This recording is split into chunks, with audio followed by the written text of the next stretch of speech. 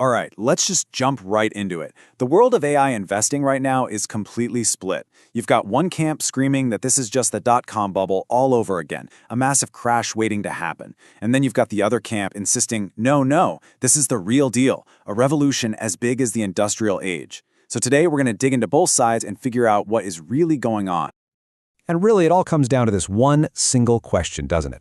This is the high-stakes question every single investor is asking themselves. If you jump into AI right now, are you going to get rich? Or are you going to get burned? To get to the bottom of this, we got to follow the money. And the numbers are staggering. In 2024 alone, big tech shoveled over $100 billion into AI. Just think about that for a second. That's for data centers, for training new models, for cloud infrastructure, you name it. $100 billion in just 1 year. But this is where things start to get kind of wild. The total value, the market cap of all these AI-related companies, it's ballooned to an unbelievable $12 trillion. So the investment is huge, sure, but the valuation the market is giving these companies is on a whole other level. And this slide right here, this shows the massive disconnect perfectly. You've got a market value of $12 trillion being held up by $13 to $20 billion in actual real revenue. I mean, do the math. We're valuing these companies at hundreds of times what they actually sell. So you have to ask yourself, what's really holding this all up? Is it solid ground or just a bunch of hot air? Okay, so that huge gap, that's the perfect jumping off point for the pessimists. You have publications like Barron's raising a red flag, basically saying, hey, wait a minute, haven't we seen this movie before back in 1999?